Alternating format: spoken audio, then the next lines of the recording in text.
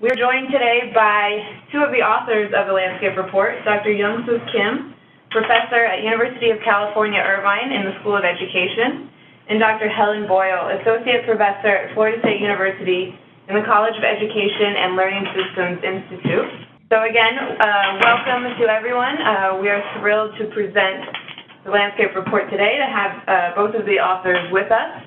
Hi everyone, my name is Young-Soo Kim. Well, thank you so much for joining us this morning or afternoon, wherever you are. We're so excited to have you here, and as well as about the report itself, Landscape Report on Early Grade Literacy. Before we get started, there are quite a few people that we want to thank. This was, this report involved a lot of people and their efforts. And first, we want to thank the funding agency, USAID. They provided funding as well as also feedback, and particularly Penelope, Marcia, and Rebecca have been tremendously helpful. And we want to thank GRN as well, including Kim, Gil, and others who helped with formatting and the working on the visuals of the report. This also, we want to also thank advisory board members that include Kathleen Snow, Daniel Wagner, Norma Evans, as well as the 15 thought leaders who generously participated in the interviews with us. FSU, especially the Learning Systems Institute, is key in this effort because they're the main contractor for this work, and we certainly appreciate their support throughout the process. Last, but certainly not the least, our team, the authors, co-authors. Helen is with us right now. I am assuming that Stephanie Jukolski as well as Pooja Nakamura, I'm sure they're here as well. So with that, certainly this was a team effort. All right, so let's get started. As Kim said, the goal of this webinar is just to provide an overview and highlight some key findings because the report itself is quite long. It's 92 pages. So we cannot go over all the details. And for details, certainly feel free to look at the report. And we don't want to go over 60 minutes because we want to leave enough time for Q&A. Today we're going to first provide overview and go over key areas of key literacy areas to promote early grade literacy skills, followed by key factors and actors involved in this effort in improving early grade literacy skills. We'll also talk about long-run considerations that include financing, scale-up, sustainability. And then we'll briefly go over closing, and we'll have a Q&A session. The goal of this report was to review relevant research on early grade literacy acquisition and instruction, primarily coming from developing countries, and to identify effective and promising approaches and research gaps as well in some key areas. So what you see here on the right side is the framework and the scope and organization in our report.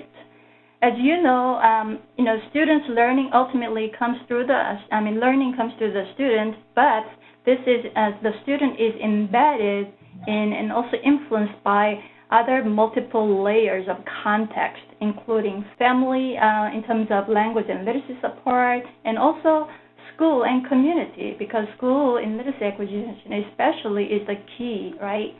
And larger system-level context, including teacher education policy and language policy. So in the report, the first chapter is introduction.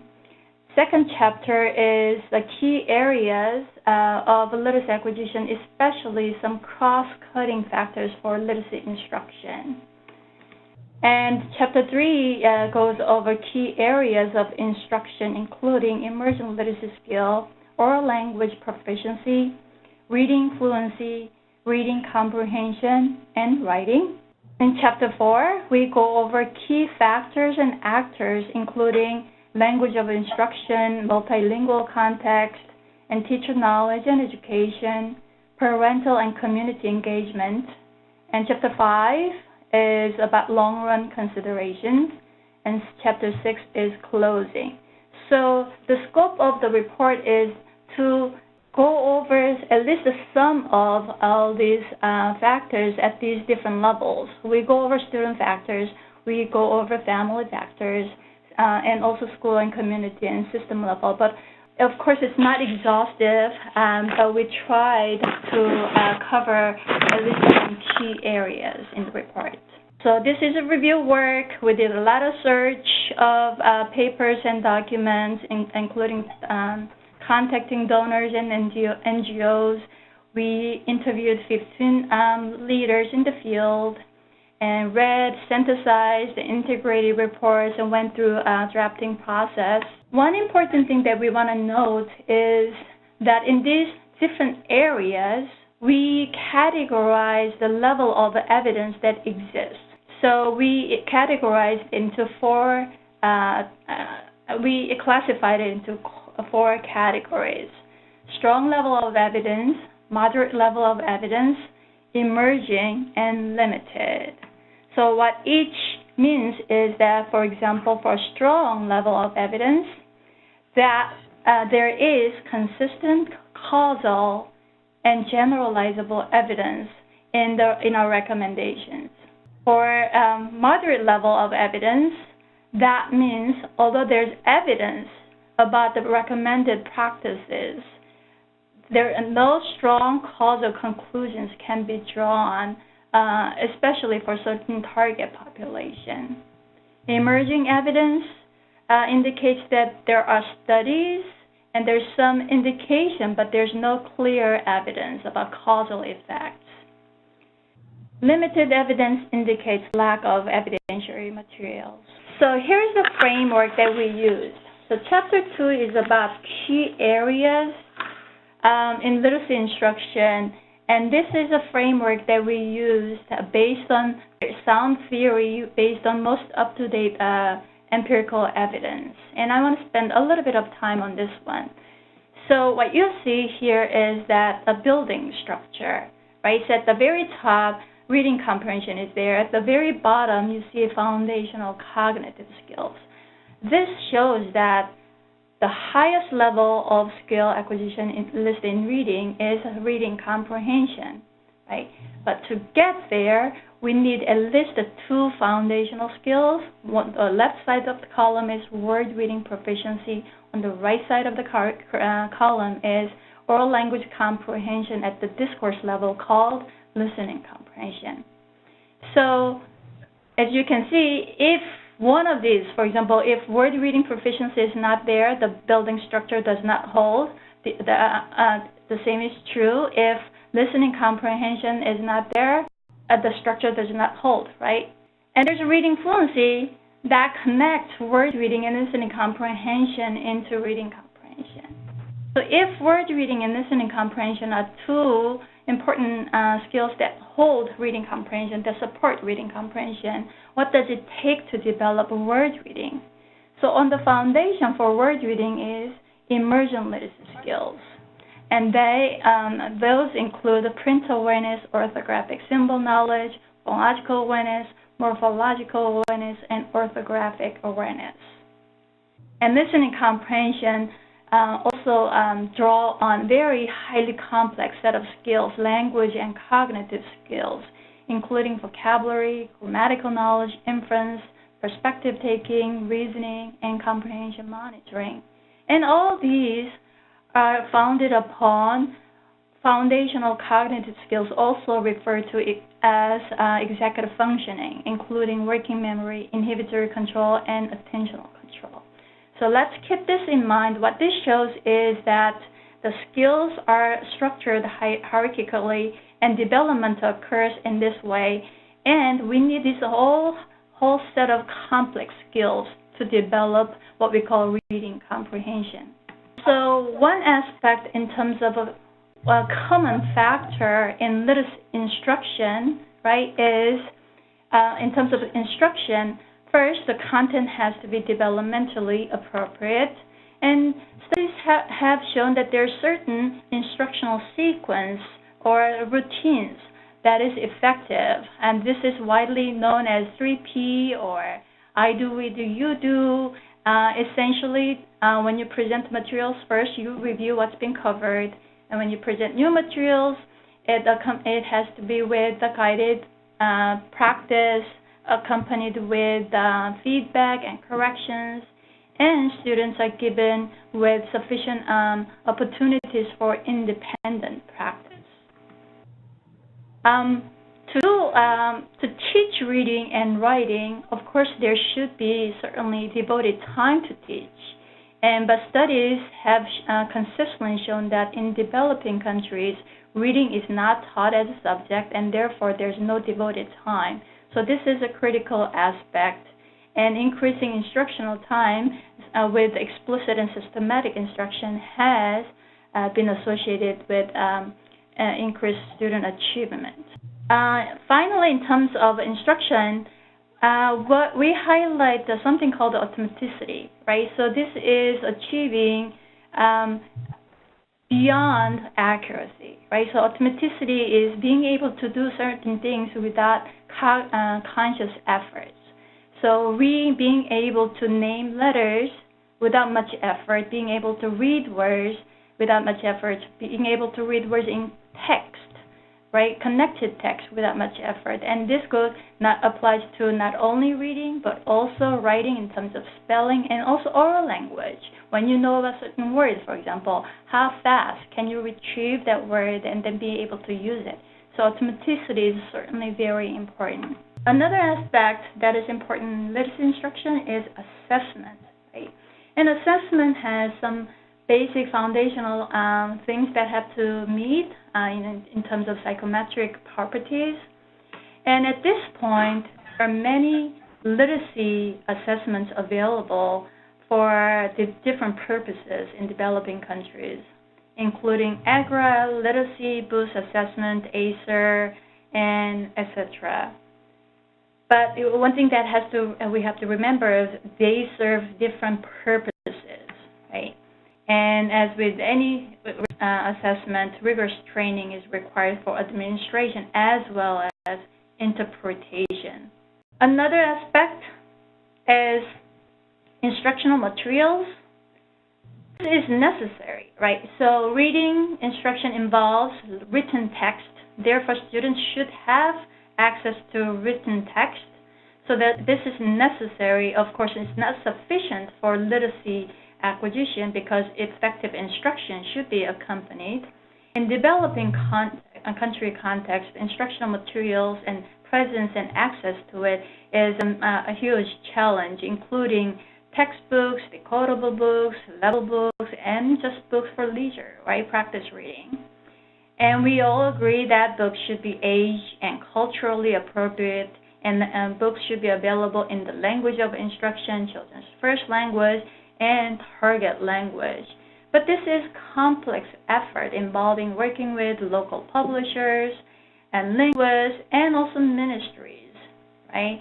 And there have been multiple efforts and initiatives, including book bank program, Book Plus, and African Storybook Project, Parental, and all these things. So one of the aspects that has received quite a lot of attention and interest in this field is ICT, right? And it's attractive and there's a great potential, and indeed there are some positive effects for students and teachers using ICTs effectively to improve children's literacy skills. But at the very basic level, we know that pedagogy should be the driving force for technology choices, not the other way around, and should be targeted for context and people in terms of durability of technology, considering access to electricity and internet. And of course, technology itself is not the driving force for literacy acquisition. It has to, teachers should be trained and should be supported in terms of how to use technology and incorporate it into instruction. And on final note about this cross-cutting factors is the ongoing support for teachers. This is continuous effort, and just one-time teacher training is not going to be sufficient. And there is some emerging evidence about the importance of continuing support for teachers. And we have a chapter 4 where we focus more on coaching and instructional leadership. All right, so let's move on to some key areas in terms of content. So what you see here again is the structure, right? So I want you to take a guess. So we're going to talk about emergent literacy skills. We're going to talk about oral language proficiency, reading fluency, reading comprehension, and writing. In which area do you think we have the most evidence? On which area you think we have least information? So you can shout out to your colleague who might be sitting next to you, or just think it for yourself, right? And we can see whether that matches what we saw in the literature. All right, so here is what we found. We found strong level of evidence for word reading, emerging evidence for listening comprehension, moderate level of evidence for reading fluency, emerging level of evidence for reading comprehension, limited, very limited evidence on writing. One thing that I forgot to mention about actually this framework is that this framework actually covers the big 5, so-called big 5, right? Those 5 big areas of literacy instruction identified by the National Reading Panel report published in 2000, and that was widely adopted in developing country context. So this one includes but expands it, right? So if you look at it, there's a big 5 component. For example, phonological awareness is there. Phonics is certainly here. Orthographic symbol knowledge, teaching, and word reading. And there's vocabulary. There's reading fluency and reading comprehension. But this is expanded because it really expands the component skills of word reading and actually shows the evidence about what a complex construct it is when it comes to oral language and what it takes to develop oral language. So now let's look at each of these component areas. So first, emergent literacy skills, right? So as we see here in this structure, emergent literacy skills are foundational skills for word reading. So the emergent literacy skills have to be established for kids to develop their word reading as well as spelling skills. So these are building foundations for word reading and spelling. So we found many multi-component studies, meaning that the studies and projects targeted those big 5 skills that included also teacher training and then multiple components, right? So these studies many studies found a positive effect on word reading.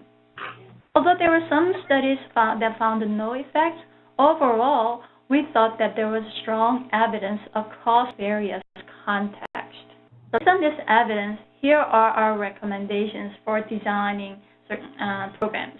First, teach emergent literacy skills explicitly and systematically, considering characteristics of language and writing systems. Second, progress from high-frequency single-syllable words to multi-syllabic words. Third, teach word reading in conjunction with spelling. Some teachers in developing countries hold a view that reading should be taught before spelling because students might get confused between reading and spelling or writing. But research after research, especially in developed country context, and there's no reason why this would not apply to developing countries, is that word reading, teaching word reading and spelling really help each other because they reinforce each other, because the foundational skills for word reading and spelling are very, very similar. And the evidence also is from developing countries as well. So here are some specific recommendations, right? So print awareness, the general principle is providing planned and organized print-rich environment. But across writing systems, writing directionality varies, so that has to be taken into consideration. For orthographic symbol knowledge, This is the knowledge of and shapes and names and sounds of orthographic symbols. And in many country contexts, the names provide clues to sounds, or names are the same as sounds, and that has to be instructionally explicitly pointed out.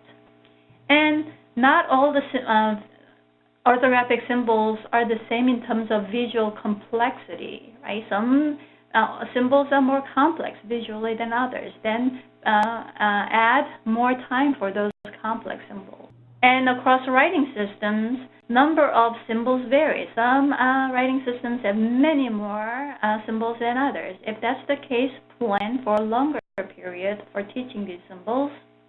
And also within each writing system, visual complexity and similarity differ. So plan ahead teaching amount, right? So visually complex letters should be given more time, and do not teach highly visually similar letters or symbols very at the similar time. So P in English, for example, P and Q, do not teach them week 1 and week 2, separate them out because they're so confusing, and kids are going to get confused, and there's evidence about it. Orthographic awareness is knowledge of patterns of orthographic symbols and their association, right, to letters, the association to sounds. So we would start with a single symbol-sound relation and move on to more complex short string of symbols, and then more complex groups of symbols and their association to sounds. And these have to be clearly laid out. The patterns have to be clearly laid out. Phonological awareness, in terms of the general principle, we're going to move across systematically, right? So from easy to more difficult tasks. So larger phonological units are easier than smaller phonological units. And also tasks vary in terms of cognitive demands. So oddity tasks are easier than blending and segmenting tasks, and deletion tasks are cognitively demanding, right? So we'll move systematically from that direction, sequence. And languages differ in terms of salient phonological units. In English, rhyming is salient, but many languages in the world have open syllabic structure where rhyming is not the salient unit. Another structure called the body is salient, right? If that's the case, do not highlight rhyming, but instead highlight more syllables or phonemes, right? And also some writing systems do not link the symbols at the phoneme level. So, for example, Fidelis in Ethiopia, right? It's the linkage there is at the syllable level. That the instructions do not have to involve a phoneme level phonological awareness. Morphological awareness is particularly important for multisyllabic word reading, and languages vary in terms of morphological structures, and therefore that has to be taken into consideration in designing programs. Despite the strong level of evidence, there are some still, research gaps. Particularly, what we notice in reviewing studies is that the majority of the project, at least according to the description, focused on phonics, basically symbol knowledge, right, and the phonological awareness, and limited evidence about morphological awareness and multisyllabic word reading instruction. Another important question that remains is instructional dosage. How much instructional time and intensity is needed for this emergent literacy skills, right? And not only this area, but across these different areas, one big question in developing countries is identifying effective and suitable instructional approaches for large classes, because that's usually the case in developing countries. Oral language skills, the next component. Oral language, as you can see in the structure again, listening comprehension is a necessary component skill for reading comprehension. And so what does it take to develop this listening comprehension, so-called listening comprehension, right? I'm sure you have heard of this all the time. So what does it take to develop this? So to illustrate that, I'm going to tell you a very brief story. There was a man who had worked all his life and had saved all of his money. But he was a real miser when it came to his money. Before he died, he told his wife, "Listen, when I die, I want you to get all the money and put it in the casket so I can take it with me to afterlife." And one day he died. His wife was sitting next to her closest friend at the funeral. Before the casket was taken away, the wife put a shoebox. And the friend said, "You weren't crazy enough to actually put all the money away, were you?" And the wife said, "I sure did. I gathered all the money, put it in my bank account, and wrote a check." I hope you're laughing or smiling, right? Because this story is meant to be a joke, right? So this is a short story. This is listening comprehension because you didn't have any text. You just were listening to this story. So what does it take to develop it, to be able to understand this story? First, you need to have a vocabulary, knowledge, right? So you need to understand what save here means and what miser means.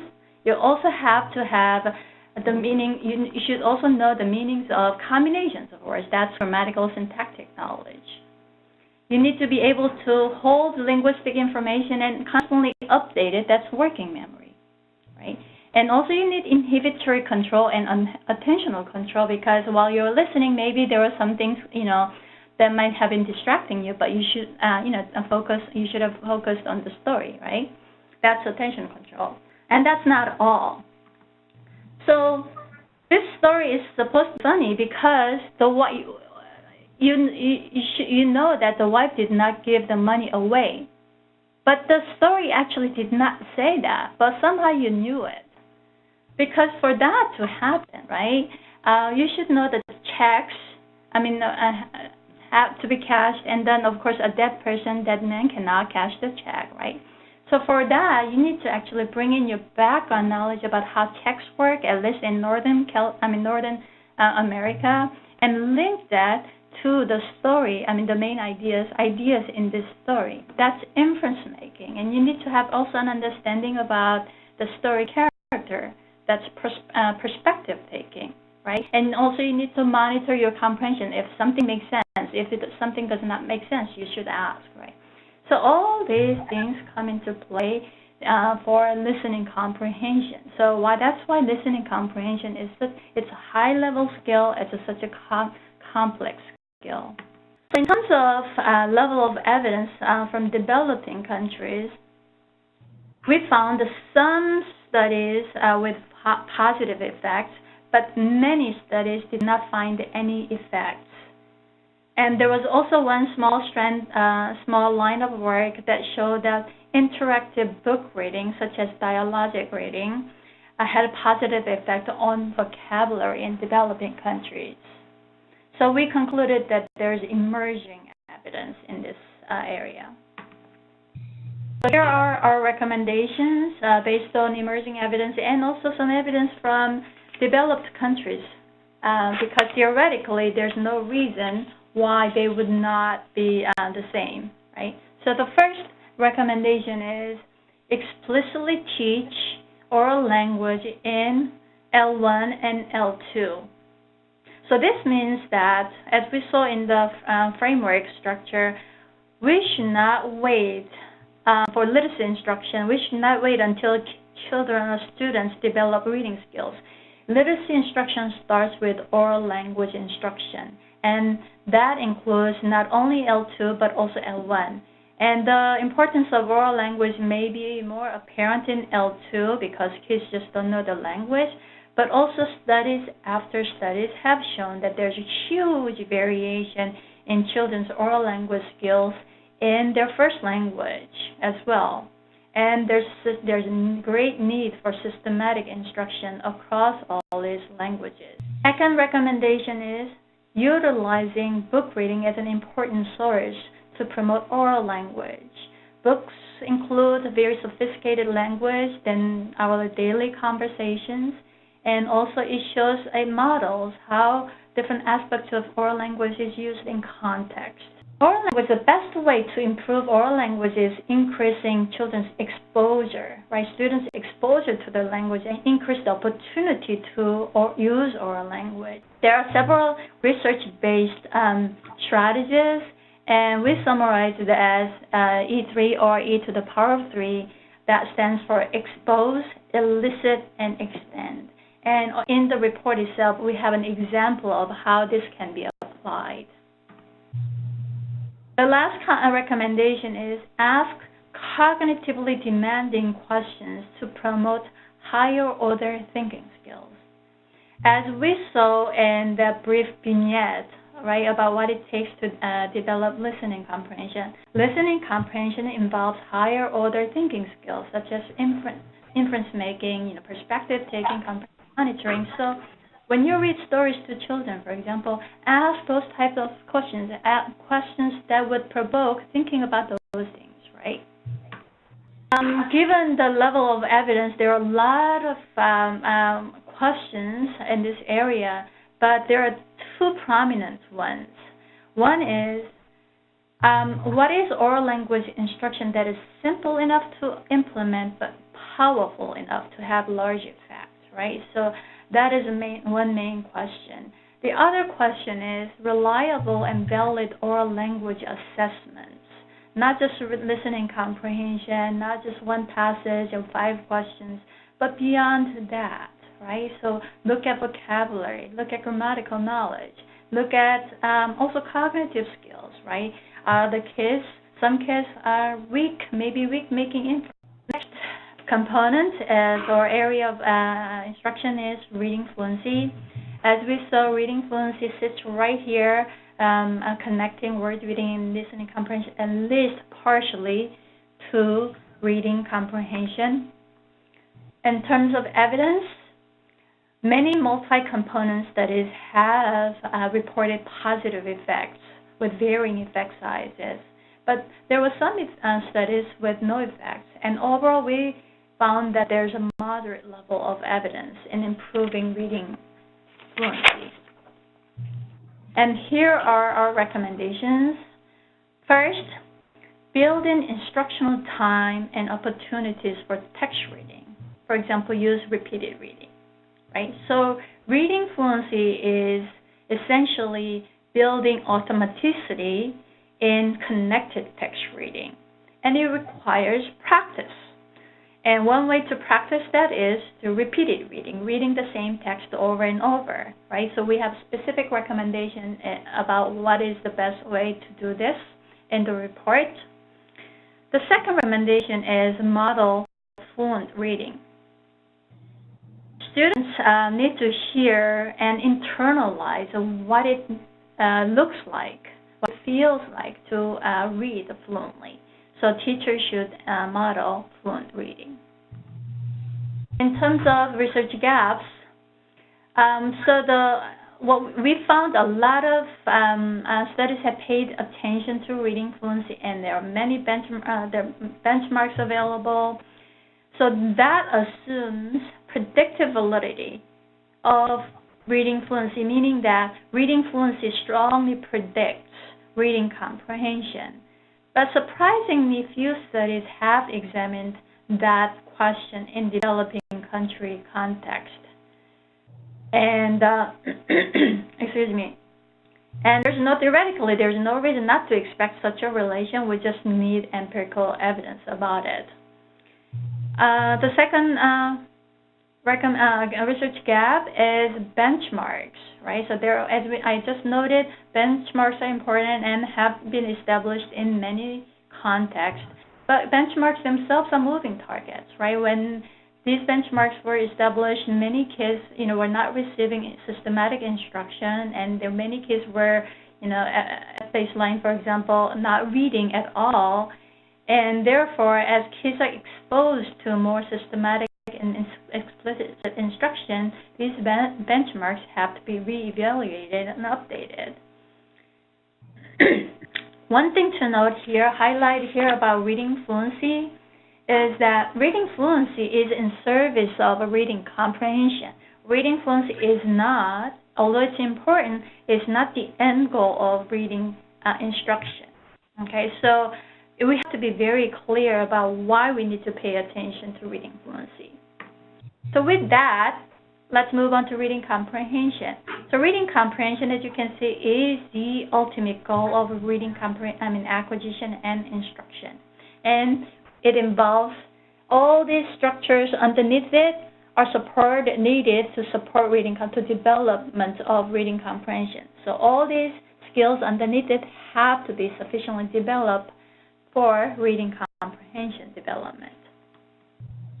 In terms of evidence, we found many studies. So all these numerous multi-component studies in developing countries have looked at reading comprehension, and many studies found no effects, and a few studies found some positive effects.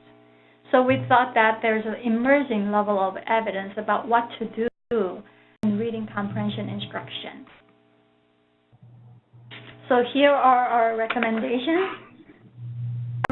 As seen in this theoretical framework, and not just theoretical, but also based on empirical evidence, to develop reading comprehension, we need to have strong word reading skills and listening comprehension. So build solid foundations in these areas.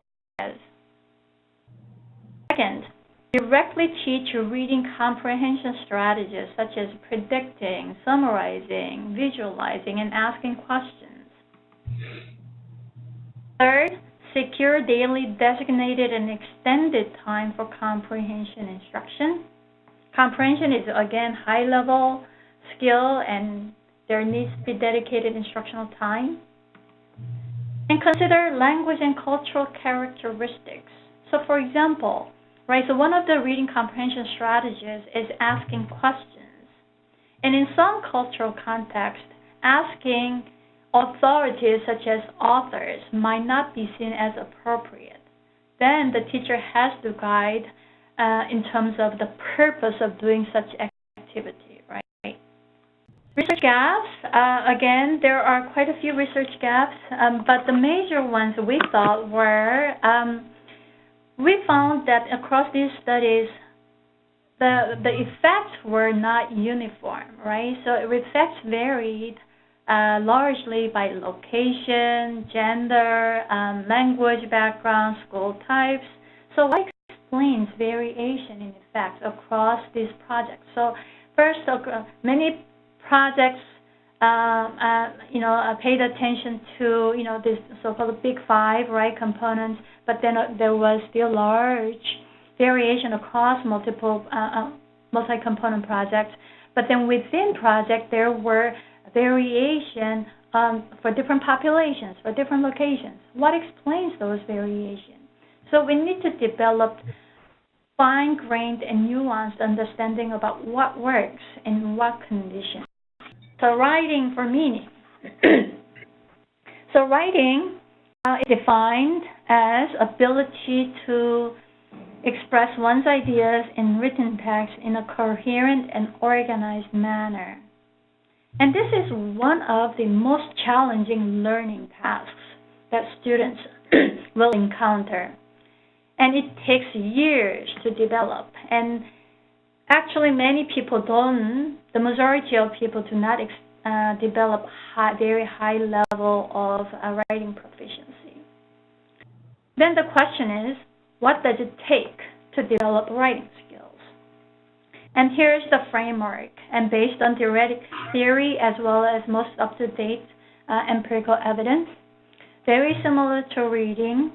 What you see here is that written composition is a very high-level skill, and it's supported by two necessary component skills. One on the left is called a transcription. Transcription is transcribing your thoughts and what's translated into your language into written text, and that involves handwriting and spelling. And the right side is expressive discourse level oral language, being able to express yourself, in multi-utterances, right? So that's discourse level oral language. And very similar to what we saw before, transcription skills are founded upon emergent literacy skills, the same set of emergent literacy skills. Expressive oral language, discourse level oral language is also built upon very similar set of language and cognitive skills. Excuse me. But reading, especially at the written composition level, is not the same as reading comprehension. They're related, but they are not the same. For writing, in particular, something called self-regulatory processes are very important. It's important. They're important for reading, but also even more important for written composition. The self-regulatory processes include setting goals, making sure that monitoring whether you're doing a right job, right, in terms of meeting your goals, and also and consequently revising it, right.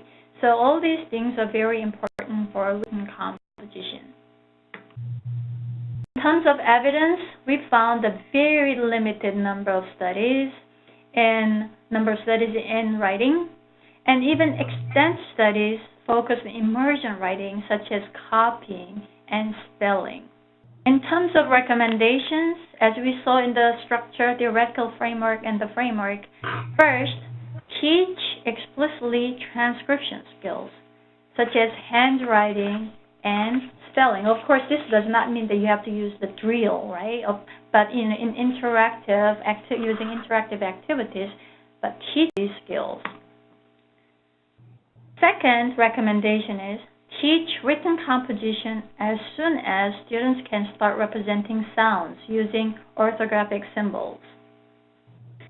So it's widely believed that students should not write until mastering spelling, or students are not allowed to make mistakes in spelling, and those have been reported, such kind of belief has been reported in developing countries.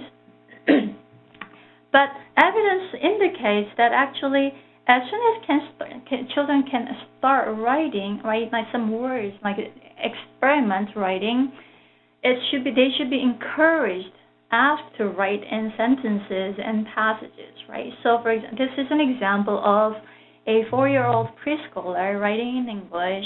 The child wrote, "I love to eat candy," right? And you'll see many inventive spelling here: love, eat, candy. And these inventive spellings, as you can see, are very logical, right? So love and you represent of in a lot of cases in English. Eat, E-T, letter E, name is E, right? And many times E represents E sounds, right? So this makes sense. So these are very logical. And after studies have shown that inventive spelling is very facilitative. It doesn't interfere, but it facilitates development of conventional spelling skill. And by using, even with the inventive spelling, the child wrote a sentence, and by doing that, the child learned that writing is a means of expressing thoughts and ideas in print. And the child also practiced the sound-symbol relationship by doing so. Third recommendation is a secure time for daily writing, integrated with other subjects such as reading and other subjects that's covered. Next, model how to express ideas using various vocabulary words and sentences. Oral language is very important for writing because, writing requires generating your own thoughts, right? But thoughts themselves are abstract and pre-verbal, and children have to translate those thoughts into vocabulary using words and sentences, right? So oral language is the key component for writing. And many children have difficulty expressing, choosing the right word, the right sentence structure. So it's important for teachers to model how to do that. So recommendation is demonstrate how to use multiple writing strategies during various phases of a writing process. Writing is not a straightforward one-time linear process, although it may look like it, especially for a very novice writer. When they will ask ask novice writers to write is a one-time deal, but as kids develop their writing skills, it's actually a complex, non-linear process, right? Starting with the planning, working on the initial draft, and then revising and getting feedback and editing, right? And then it doesn't go just linearly into publishing, but sometimes you actually go back to initial draft and start over, right? So, and at these different phases, different strategies are relevant, and demonstrating different strategies would be important. One thing that I want to highlight when it comes to writing is assessment. So in these different areas of literacy instruction, we go over details about assessment considerations and ICT considerations, instructional materials considerations, and things like that. But I didn't highlight it in this webinar. But for writing, one thing I want to highlight is assessment. When it comes to spelling, spelling is, rather easily assessed by dictation. But one thing that we have to pay attention to is error, right?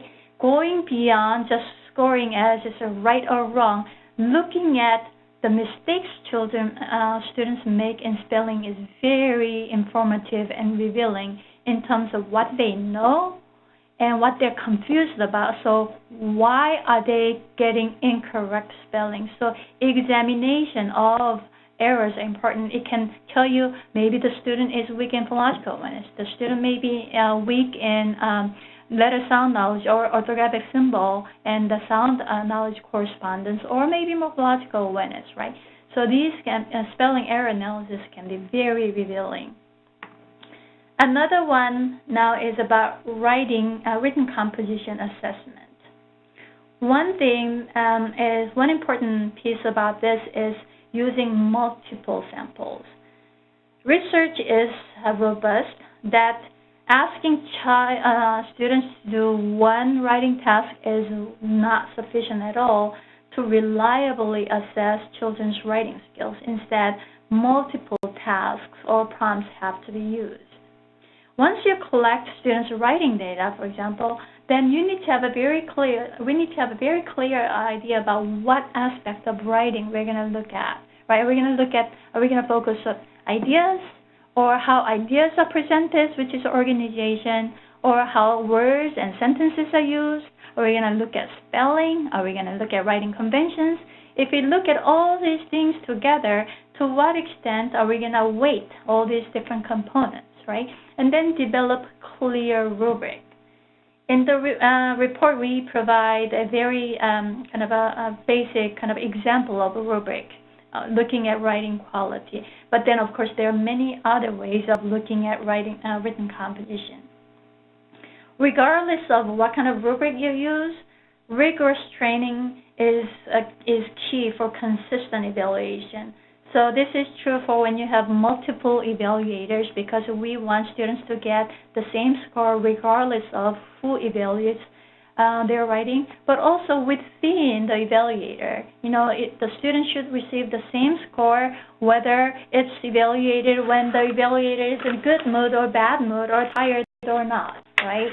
Given the severe lack of evidence, there are a lot of questions in this area. Very basic questions have not been answered in terms of achievement levels, development factors that contribute to development, effective instructional strategies, how to improve teacher capacity to teach writing, but also writing assessment, right? Developing reliable and valid writing assessments that are usable in developing country context. And that includes, one could be automated scoring options, right? So there are quite a few available in developed country context, at least in English, but such effort will take tremendous effort if we can't take into consideration these many language variation across languages, but that certainly is something that needs to be examined. So now, Chapter 4 is about key factors and actors in terms of, and that includes 3 components here: literacy acquisition in multilingual context. Second one is teacher knowledge and teacher education. And third is parental and community engagement. So let's go over each one of them. Literacy instruction in developing countries, many across contexts actually occur in multilingual context, right? And it's clear that students will learn better in a language that is comprehensible and familiar to them. And one key hypothesis in this multilingual context is something called the cross-language transfer. The core of this hypothesis is that literacy skills acquired in one language transferred to another. One example is phonological awareness. At least that has some evidence that supports this idea. And so as evidence, we concluded that there is a moderate level of evidence. Quite a few actually at this point, natural kind of experimental studies have shown that children learning to read in L1 achieve higher reading skills. And a recent randomized control trial actually shown that L1, or instruction in the language children is familiar with, is effective in improving children's literacy skills. There are many different transitional programs, language transitional programs. Some take additive versus subtractive models. Some take early exit model. Others take late exit models. But evidence is very limited in terms of their cost and effectiveness. So some recommendations include, first, to the extent possible, ensure quality instruction in a language most familiar to the child. Not just instruction in L1 or language most familiar to the child, but it has to be quality instruction. The second recommendation is bridge into an L2 literacy instruction by building L2 oral language proficiency. Third, create curricular standards, benchmarks, assessments, and instructional methods that reflects the language systems, right? Take into consideration their language characteristics. The next recommendation is building teachers' own language proficiency in the language of instruction. In many contexts, teachers themselves do not have the proficiency in the target language or have not been taught about how to provide literacy instruction in the language. And, of course, reflect contextual issues in terms of language spoken and local context. Research gaps include effects and costs of various language transition models, and impact of language policy and implementation on children's language and literacy achievement, especially in real-life context, like intent to treat kind of model, right? So teacher knowledge and education. What this figure shows is a complex array of knowledge teachers need for effective instruction, including content knowledge, pedagogical knowledge, technological knowledge, and also overlapping areas. And on the side are what's applicable to literacy instruction. And we found that there's emerging level of evidence in this area. And there's a widely recognized that many teachers are not prepared to teach reading and writing. But there's some evidence that indicates that teacher knowledge predicts, as expected, children's achievement level. And there's growing evidence about effect of teacher training on literacy outcomes. And here are some recommendations. First, establish curriculum aligned with evidence-based effective literacy instruction in teacher education and training. So due to projects, new reading curriculum have been recently implemented in the schools, and therefore those curriculum and the curriculum for teacher education should be aligned with those curriculum that's used in the school settings. Second recommendation is develop expertise of teacher education faculty in literacy acquisition and instruction, and provide ongoing and systematic in-service training. Research gaps include effective incentive programs that can attract and maintain, keep them in teacher candidates. and approaches that connect pre-service with in-service teacher education, and effective in-service teacher education models. And there's, as I noted, there are emerging evidence about this, but we need more information. And finally, effective ways of building teacher-educator capacity. Now, parental and community engagement, right? As we saw in the very beginning, this framework, right? Student learning, of course, is embedded within family and community. And a growing number of correlational evidence suggests that family influence is important, community influence is important. And there are several multi-component projects that do explicitly include these, family and community components in their project, but causal evidence base is very weak still at this point. And therefore, our gap in research is identifying effective approaches to involve parents and community members into literacy programs. So Chapter 5 is long-run considerations, including cost, financing, scaling up, and sustainability. And a few studies have looked at actually cost estimates per child for literacy outcome, right? But we need further careful examination of per student costs of programs, including many factors, including teacher training, supervision materials, and ICT. And the second point is donors. There's a great need for donors to develop long-term partnership for scaling up and sustainability. And in terms of project cycle, longer funding period would be ideal for building this long-term partnership. This has been highlighted by thought leaders especially. When donors recommend provide some recommendations, of course, to ministries, for example, then of course evidence has to accompany to justify continuation and expansion of it. And lastly, building local capacity to conduct research and implement effective instruction, right? That is important for sustainability.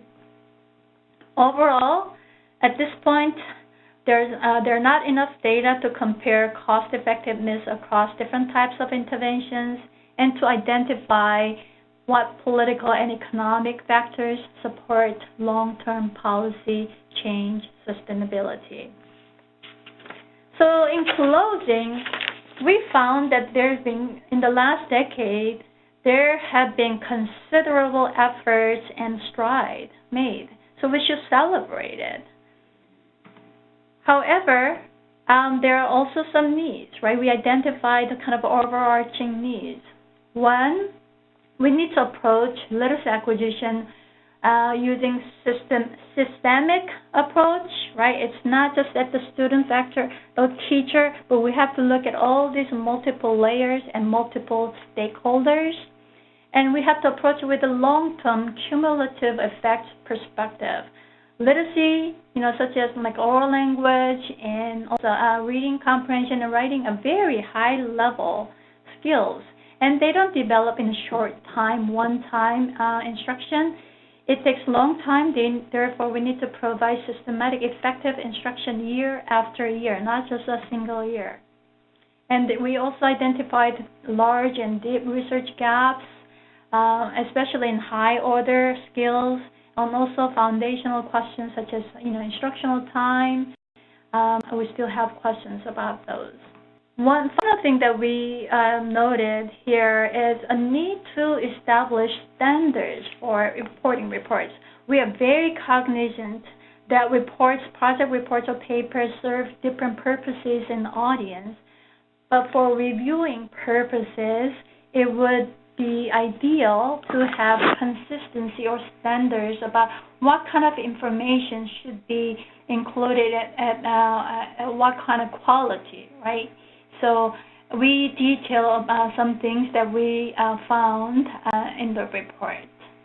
All right, so this concludes at least for this part, and here's our contact information. and we'll be very happy to have some discussion about this report. Wonderful. Thank you, Young. That was fantastic. We've received many questions, and I just want to add to participants. I know some of you can see questions that have been submitted and others can't. We've been collecting all of your questions, and we will get to as many of them as we can. If we do not get to your question, please feel free to reach out directly to Young and Helen, whose emails are on your screen right now. So we will begin at the beginning. One of our participants asked, and I'm going to be reading them in order that they were submitted, so take us back to the beginning of your presentation. The framework suggests that reading comprehension cannot exist until word reading and listening comprehension is fully mastered. Is that what was meant? Should reading comprehension skills be built concurrently with word reading and listening comprehension? That's an excellent question. I'm so glad that you pointed out. No, it doesn't mean that it's fully mastered, right? Of course, they develop concurrently, right? So reading comprehension, as soon as children can start reading some words, right? And of course, as long as students have some language comprehension skills, of course, the different levels of reading comprehension occurs. But what the schematic diagram is supposed to show and is meant to show you is these are the foundational skills. It doesn't mean that these skills have to be fully mastered. Of course, these develop all the skills that we showed in the framework. They develop concurrently. For example, higher order thinking skills, they develop well into adolescence and beyond, right? So they develop together or with oral language, reading comprehension development, writing development. Thank you for the question. Fantastic. So let's jump to the next question. And please do keep sending in your questions via the question and answer tool. The next question, for the framework, where do you see motivation fitting in? Traditionally, this aspect has been neglected on frameworks because it is often hard to accurately measure motivation, but it has a huge effect on whether a reader eventually comprehends the text. Absolutely. I mean, motivation, self-efficacy, all those social-emotional aspects, right? And that's really important. So, the framework is showing the essential pieces, right? It's not meant to be comprehensive. There's beauty about being parsimony. Of course, there's weakness about being parsimonious, right? So that's an excellent point. Studies have shown that this motivational, social-emotional piece actually interact with the kids' or skill development and with literacy, right? So poor reading skills predict, of course, self-efficacy and motivational facts, but also motivation and self-efficacy predict reading comprehension or reading, right? So they interact each other. Wonderful. And for those who are asking these questions, if you require any additional clarity, please do let us know in the chat or question and answer window. Looking more holistically at the research that you all used for your study, what percentage of research analyzed for this study came from developing countries? So I'm assuming that the author is asking scholars based in developing countries. So, if you look at the report itself, we have for each different areas. For example, emergent literacy skills, right? So when we talk about evidence we only draw from evidence from developing countries. But when we think about, theoretical framework, right, and some aspect of recommendation when, for example, the evidence is severely limited. For example, we draw from developed countries because so, for example, theoretically, it's for those that appear to be applicable to developing countries, we did include that. But in terms of determining level of evidence, the reviews that we included in that, those are solely from evidence from developing countries. Wonderful, thank you. The next question is related to oral language. Oral language should start as early as possible. Is there evidence of exposure to oral language, reading stories to infants and or very young children in developing countries? Not that I know of. Not in the literature that that we think that we did an exhaustive review, and we didn't find any studies, at least that could actually show causal relation between reading as early as infant to later literacy acquisition. We did not find any. I could be wrong. If you find any, please share with us. Yes, again, absolutely. If, to add to that point, if you have research that you feel would contribute to what you've heard here or what was discussed in the landscape report, do share that with the authors.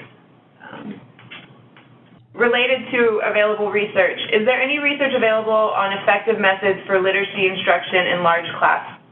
Even if it is a gap, it would be interesting to know preliminary efforts to explore this. Absolutely. So in the recommendations, in the report, we actually try to provide some evidence, some strategies that can be used in large classes. So in the recommendation, we try to focus on those that could be effective in that context. But what we noticed is that, some are just promising practices that have not been vetted in research studies, but, if it was aligned with, theory as well as some other practices, we noted it in the report. Thank you. A question has just come through, and this came in through a number of chat comments.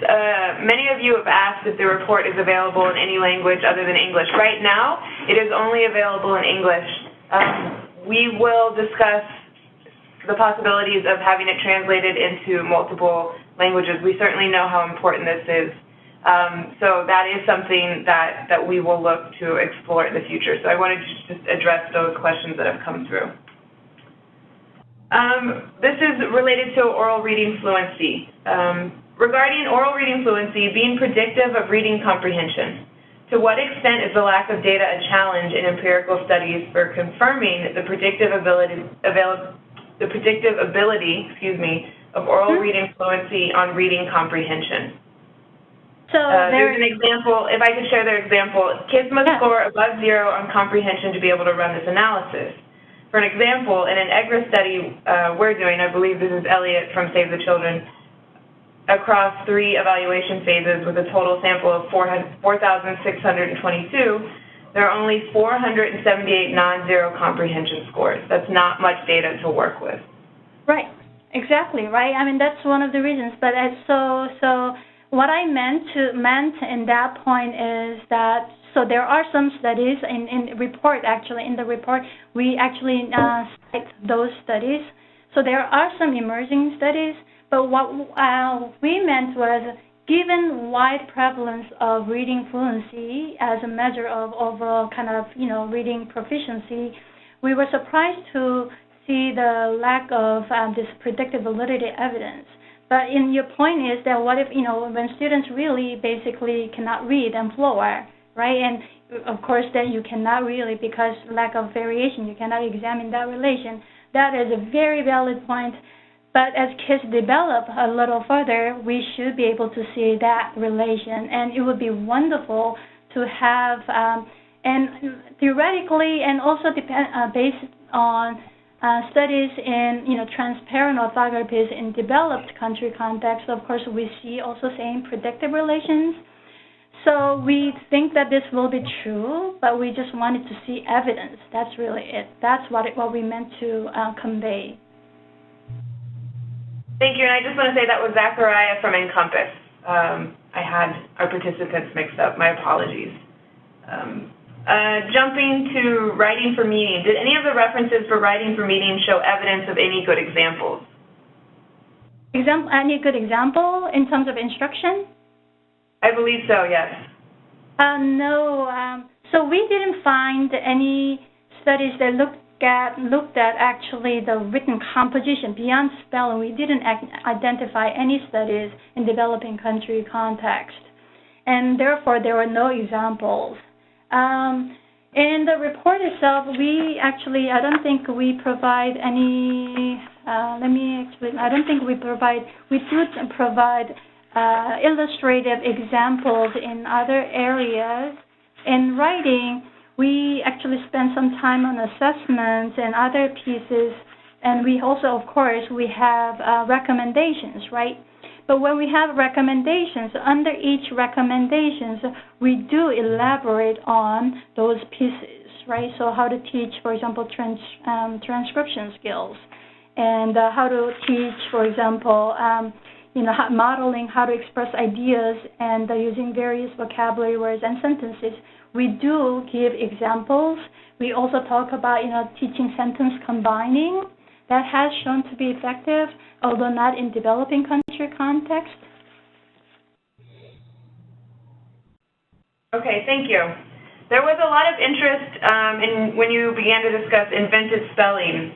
One of the comments, I like this example of invented spelling. Has any of the panel seen this kind of writing in developing countries? A very good question. If you have any, I would love to see them.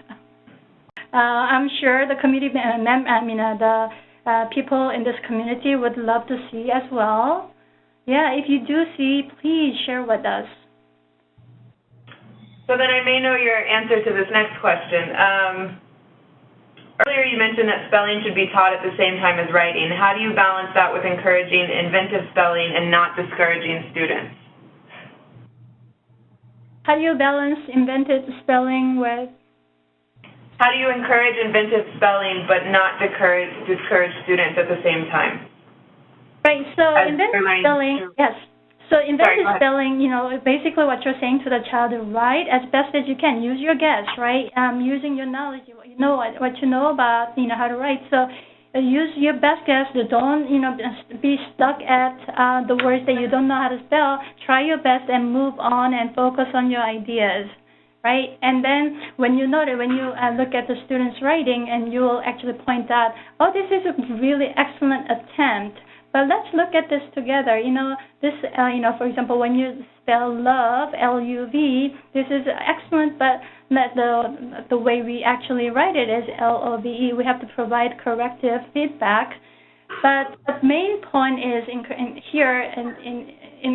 terms of encouraging inventive spelling is not only working with the letter sound knowledge, right, that the child knows and applying it, but also by using inventive spelling, the child is not constrained by the idea of a correct spelling, but instead the child can express his or her ideas in sentences or paragraphs, not just being stuck with the spelling. So I think using inventive spelling and encouraging writing, right, I think that they're very tightly aligned.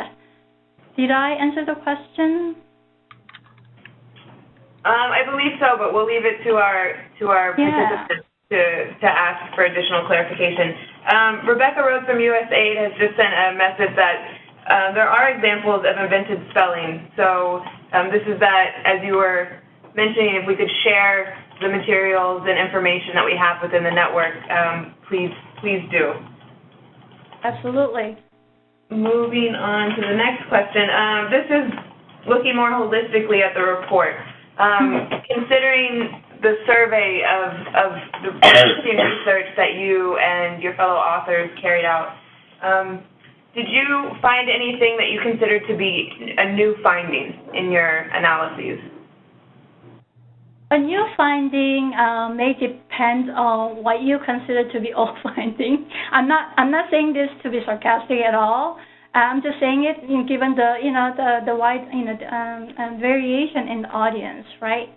So new finding, it may again depend on what you think is old, or what we already know versus what you didn't know. For me, again, take into consideration that I'm a reading researcher. I do study on reading and writing and language across languages, but so for me, what was mostly revealing is the extent of effort that has been put into and all this large effect and the comprehensiveness in terms of effort, right? I mean, by necessity, that was necessary, but that was impressive, but also level of evidence. In word reading, it looks like a lot of multi-component projects do very well, but not very well in higher order. That was not particularly surprising to me, especially I've seen that. We find that not only in developing countries, but also developed countries. For example, in the U.S., we struggle with improving children's reading comprehension. Oral language is a huge task, and a main question that researchers grapple with. So I was not particularly surprised. One thing was maybe writing, the severe lack of research. But I think we're definitely in the right direction because I know that there are softwares that look into this writing, right? So people are interested in writing, but it's just there's a need. Helen, any others that you noticed you consider to be new? Please share that.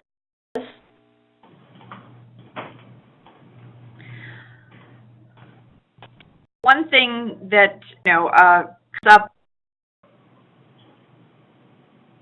the long-term process. I know with a lot of the thought leaders and the interviews that we did with people, there was a lot of commentary from people who were really reading experts on how we've really got to kind of rethink the timing that a 3-year project is a very short time to get the results that we're looking for, and this is a longer endeavor, and we need to take that into consideration. And I thought that was interesting. That thing.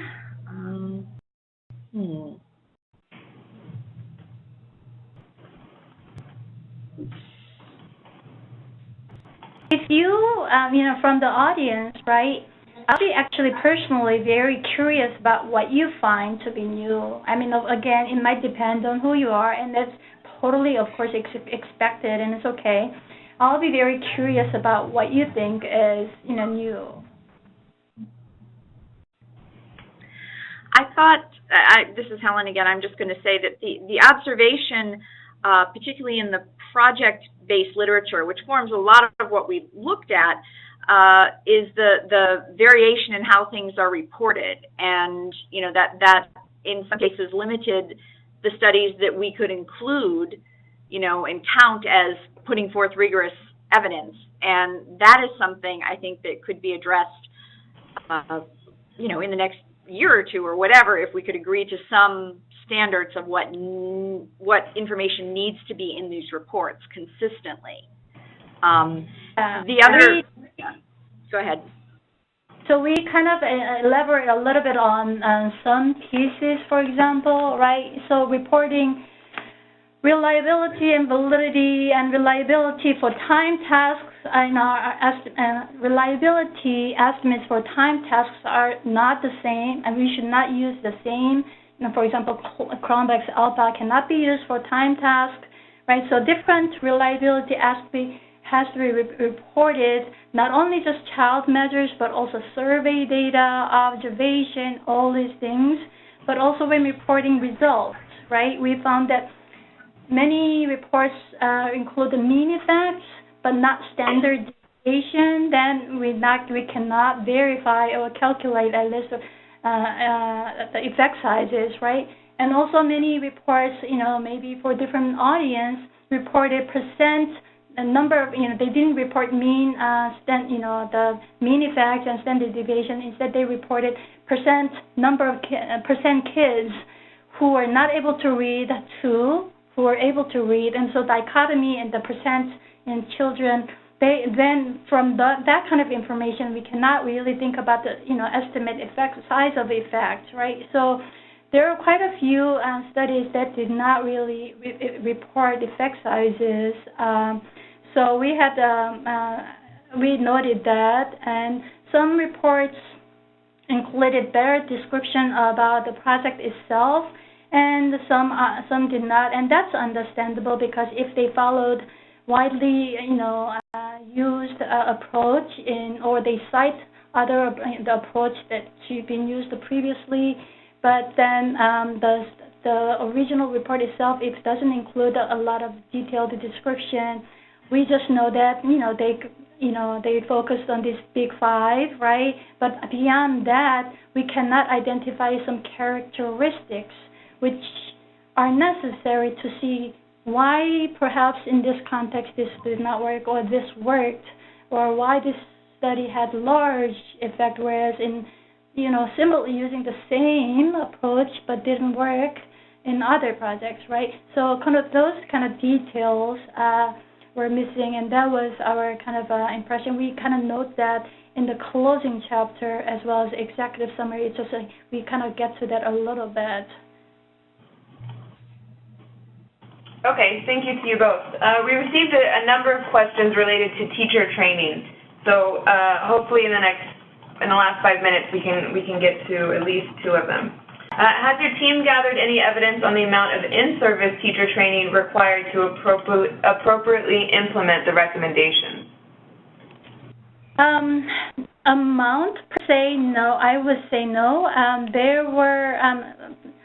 We saw that projects are using certain approach, right? So providing in-service training with support, with the coaches, throughout the process, meeting and observing, providing feedback.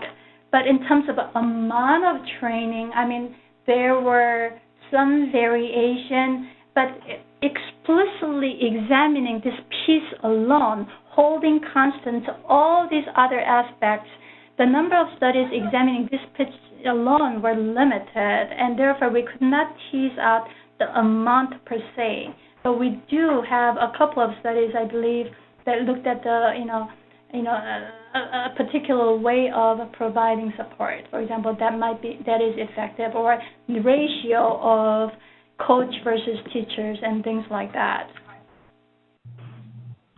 So then, related to that question, how long does it take a teacher who has not taught using these principles to learn how to teach reading? That's an excellent question for, I think, everyone. That's a really great question. I think it's really, it has to be delved into. I think it's up to future research. So then, to this question, how much financial investment might be necessary to teach writing according to the principles outlined in the report? Excellent question, right? So that question has multiple components, right? We need to have an understanding about first what is the best way to what is effective way of teaching writing in developing country context, and then we need to have, of course, cost estimate that includes all these different components, including teacher training and providing support and things like that. And we could not identify any study, but it'll be a great question to investigate. So then, on that, we have 2 minutes left. I don't know. I want to make sure we give justice to the remaining questions, so I don't want you to have to rush through an answer on any of the important questions that participants have shared. Please do, if we did not get to your questions, I know many questions came in during the Q&A session. Please, again, email Young and Helen directly to continue these conversations. As I mentioned in the beginning, we want this to be the beginning of a dialogue that we have within the Global Reading Network. So please use this webinar as a springboard for just that. I want to thank the presenters, both Young and Helen, for your time and your expertise that you've shared both in the report and during today's webinar. I'd also like to thank all of our participants who have been thoroughly engaged. This is by far our highest attended webinar. There's great interest in the landscape report. So I imagine that this will lead to many more fruitful discussions and changes related to the research gaps that the authors have identified in the report. I shared a link in the chat window, but we will also share out that the presentation that Young and Helen shared today is also available in PDF format on the GRN, as is the report itself. We will shortly be able to post this video to the GRN YouTube channel, where you can watch the webinar again as well as view previous webinars.